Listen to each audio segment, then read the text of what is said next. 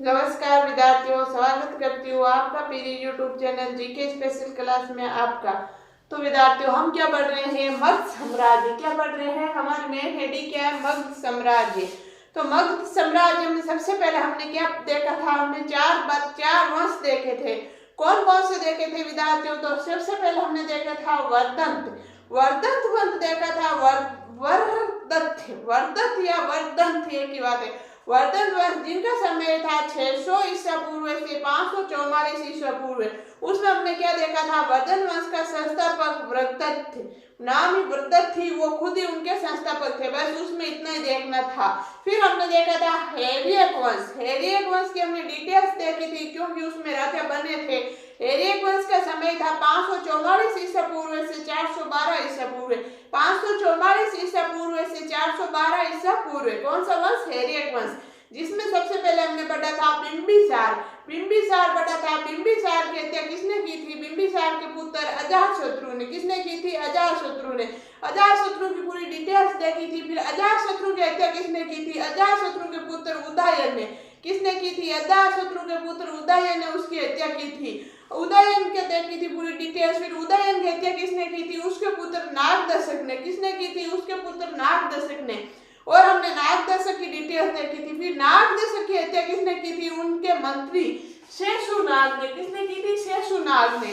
जिन्होंने शेषुनाग वंश बसाया था विद्यार्थियों, तो उसके मंत्री ने हत्या की थी। तो आज हम क्या देखेंगे? तो पहले मैं बता देती हूँ, हमने वर्धंत वंश, हेरियक वंश, शेषुनाग वंश, गणानंद वंश या नंद वंश, ये चार वंश हमने पढ़ना है। किसमें? मगध साम्राज्य में। जिसमें हमने वर्धन वंश देख लिया, उसमें कोई डिटेल्स थी नहीं। फिर हमने हेरियक वंश पढ़ा था। आज हम क्या पढ़ेंगे? शेषुनाग वंश। कौन सा वंश? शेषुनाग वंश, जिनका समय है 412 ईसा पूर्व से 344 ईसा पूर्व। शेषुनाग वंश का समय क्या है? 412 ईसा पूर्व से 344 ईसा पूर्व। अब देखो, शेषुनाग का संस्थापक कौन है? शेषुनाग का संस्थापक कौन है विद्यार्थियों? शेषुनाग कौन है? शेषुनाग का संस्थापक है शेषुनाग।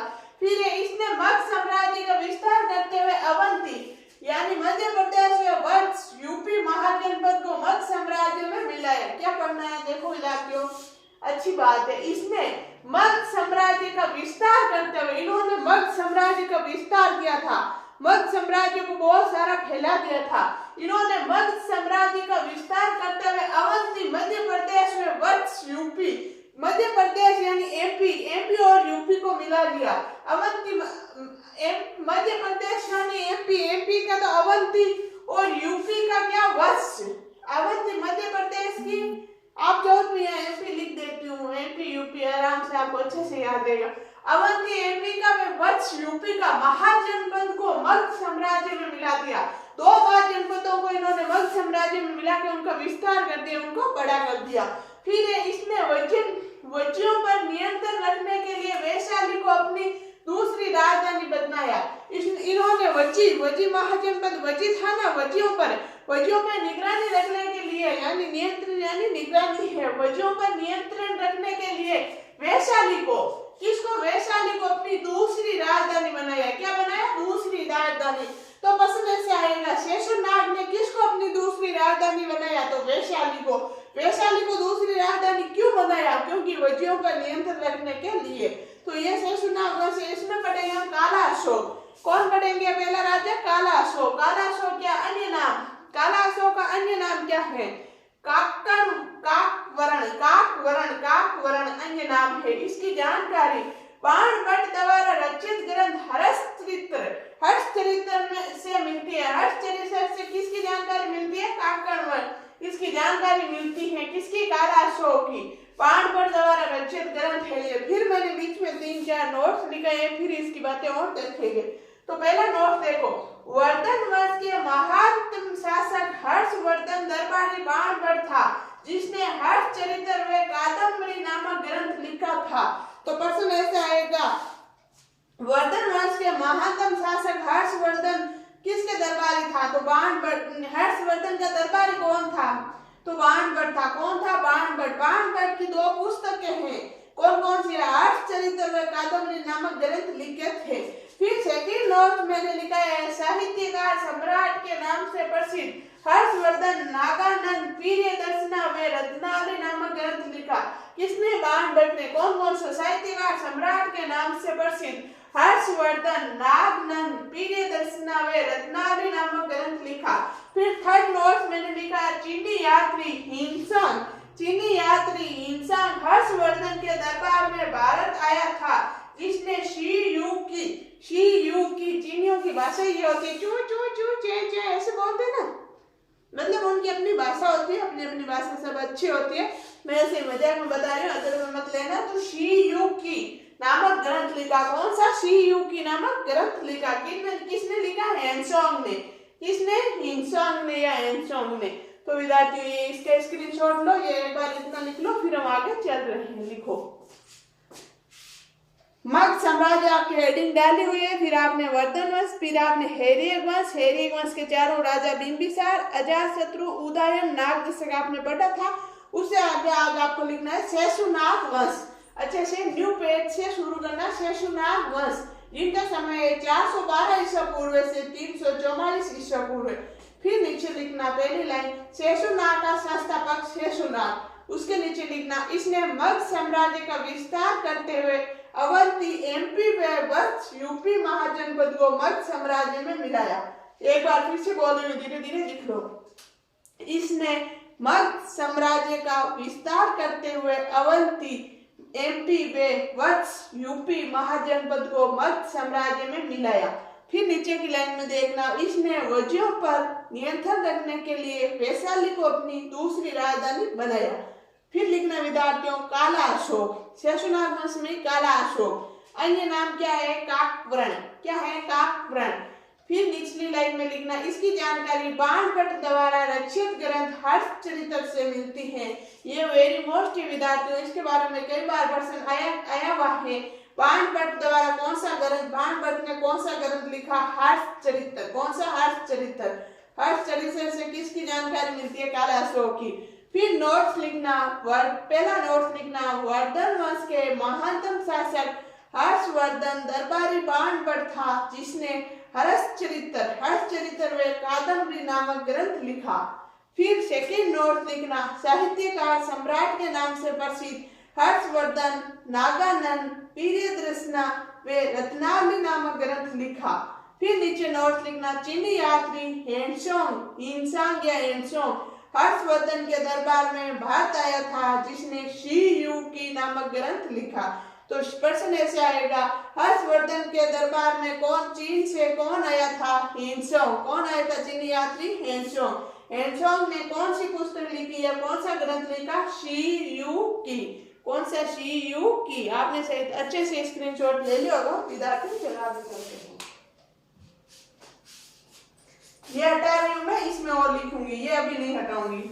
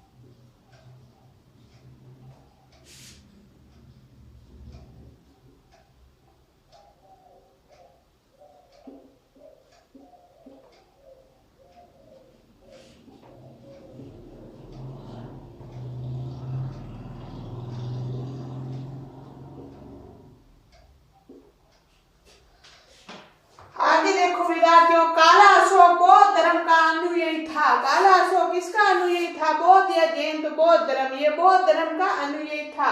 फिर देखो इसने 383 ईसा पूर्व में वैशाली बिहार में स्थित चुलबुला नामक स्थान पर सेवाकमीर की अध्यक्षता में दूसरी बौद्ध संगीति का आयोजन करवाया था। और ये बात आपको मैंने दूसरी बौद्ध संगीति में बताया था, मैंने बताया था काला शोक कौन है, इसकी डिटेल्स में आपको आगे बताऊंगी मगध साम्राज्य में, और आज आपको पता चल जाएगा काला शोक कौन था, मगध साम्राज्य का एक राजा। काला अशोक बौद्ध धर्म का, लिखो इसमें दो बातें और ऐड करो, काला अशोक बौद्ध धर्म का अनुयायी था। फिर लिखना निचली लाइन में, इसने 383 ईसा पूर्व में वैशाली बिहार में स्थित चुलबुला नामक स्थान पर सबाकमीर की अध्यक्षता में दूसरी बौद्ध संगीति का आयोजन करवाया। आपने लिख लिया होगा विद्यार्थियों, शेषनाग वंश में एक शेषनाग वंश, एक काला अशोक, दो पढ़ लिया, अब थर्ड हम पढ़ रहे हैं नंदीवर्धन, फिर शेषनाग वंश पूरा।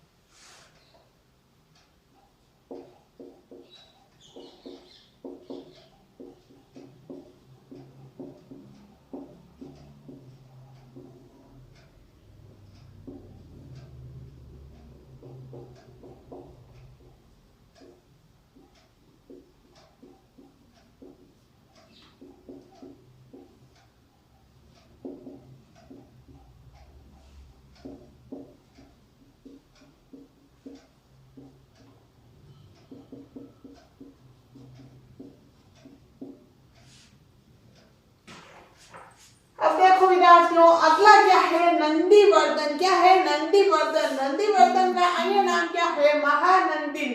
क्या है महानंदिन, महानंदिन। फिर है ये शेषनाग वंश का अंतिम शासक था। बस इसमें ये दो बातें विद्यार्थियों, ये था हमारे शेषनाग वंश। अब हम क्या पढ़ेंगे, नंद वंश।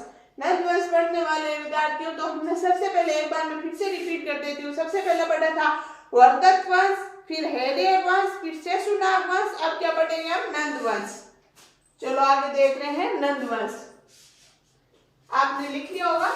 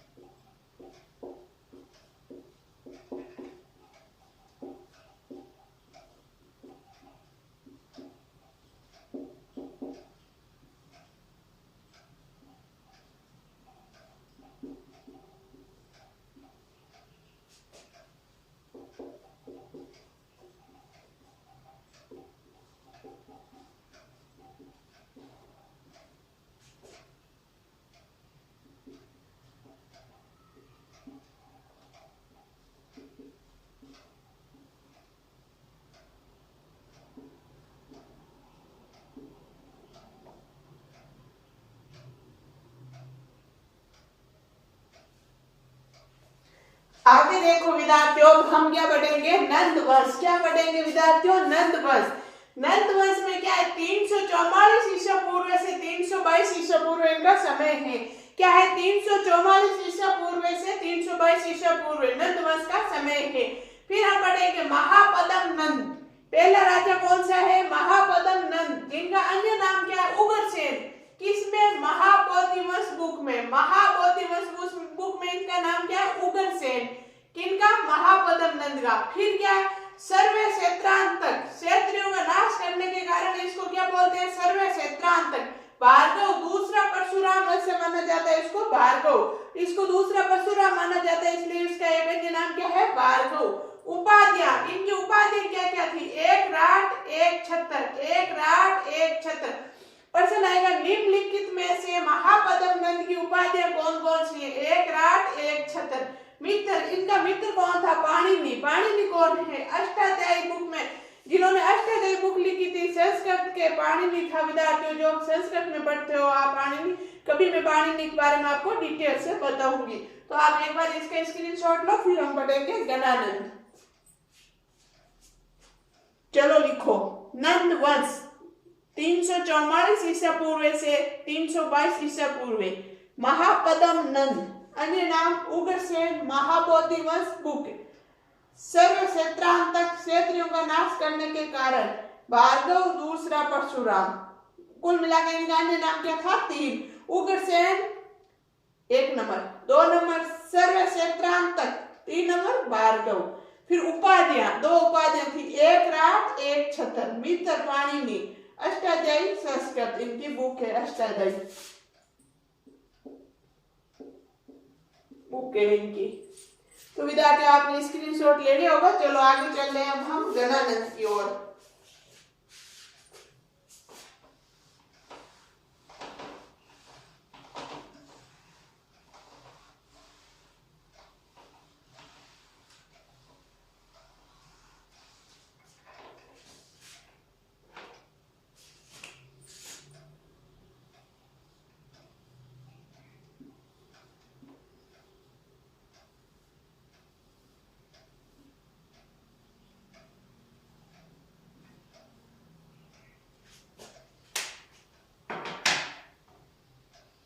गणानंद मोस्ट चाहिए, मोस्ट है नहीं तो फिर लिखा क्यों?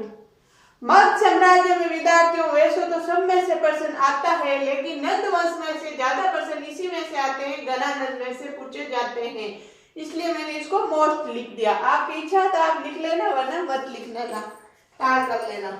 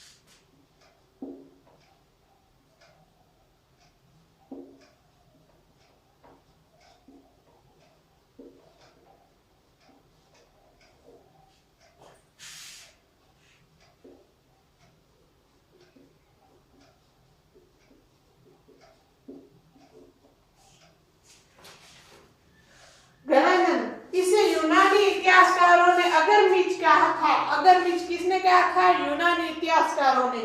इसके समकालीन यूनान का शासक अलेक्जेंडर द ग्रेट सिकंदर महान था। अलेक्जेंडर द ग्रेट बटा सिकंदर यानी सिकंदर महान था।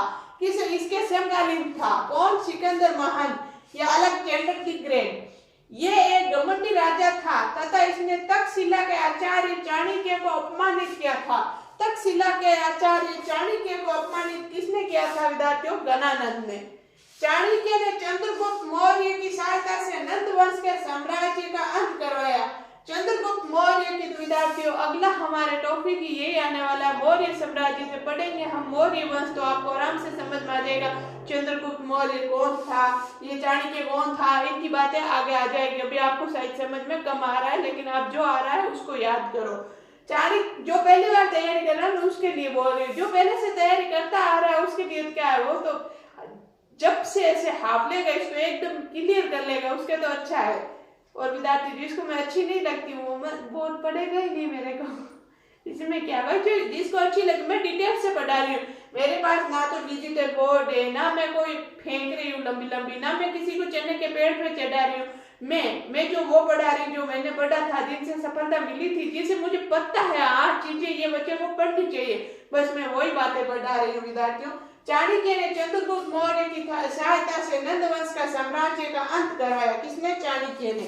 किसकी सहायता से? चंद्रगुप्त मौर्य की सहायता से। तो विद्यार्थियों इसको लिख लो, लिखो, चलो लिखो। इसे यूनानी इतिहासकारों ने अग्रमिच कहा था। क्या कहा था? अग्रमिच। सही थी?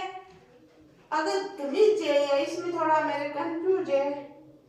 अग्रमिच यही है। अग्रमिच क्या था? इसके समकालीन यूनान का शासक अलेक्जेंडर द ग्रेट बटा सिकंदर महान था। ये एक घमंडी राजा था तथा इसने तक्षशिला के आचार्य चाणक्य को अपमानित किया। चाणक्य ने चंद्रगुप्त मौर्य की सहायता से नंद वंश का साम्राज्य का अंत करवाया। शायद आपने अच्छे से लिख लिया होगा विद्यार्थी। चलो आगे चले, 2 बातें इसमें और है, लिख लेते हैं।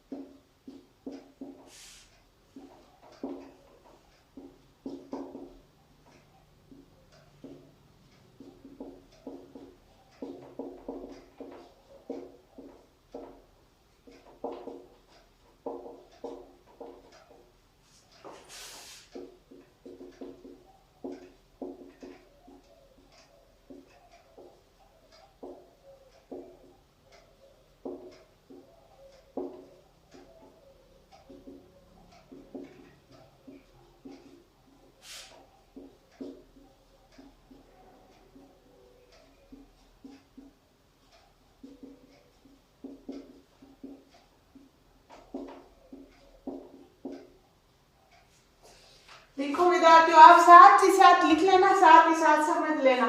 2 तो बातें, इसमें ज्यादा समझने वाली कुछ है नहीं। नंद वंश की जानकारी चेंदी वंश के शासक खाकल के हाथी को पापीलेख से मिलती है। किसे मिलती है? प्रश्न आएगा। निम्नलिखित में से नंद वंश की जानकारी चेदी वंश के शासक खाकल के हाथी को पापीलेख से मिलती है। फिर नीचे नोट्स लिखना। नंद वंश के शासकों ने जैन धर्म को आश्रय दिया था। नंद वंश के शासकों ने कौन से धर्म को माना था? जैन या बौद्ध? तो जैन धर्म को। तो विद्यार्थियों आज के लिए इतना ही, बाकी पढ़ेंगे हम नेक्स्ट क्लास में। जब तक के लिए आप स्वस्थ रहो, मस्त रहो, पढ़ते रहो। और विद्यार्थियों आज हमारे मगध साम्राज्य पूरा हो गया। मगध साम्राज्य हमारे फिनिश हो गया, जिसमें हमने मगध साम्राज्य में चार मतलब वंशों को पढ़ा था। वर्धन वंश, हेरेक वंश, शेषनाग वंश, नंद वंश। और लास्ट में ये था गणानंद की बातें कुछ देखी थी। आपको मेरी क्लास अच्छी लगती है तो लाइक करना, शेयर करना और सब्सक्राइब करना बिल्कुल नहीं भूलना। धन्यवाद।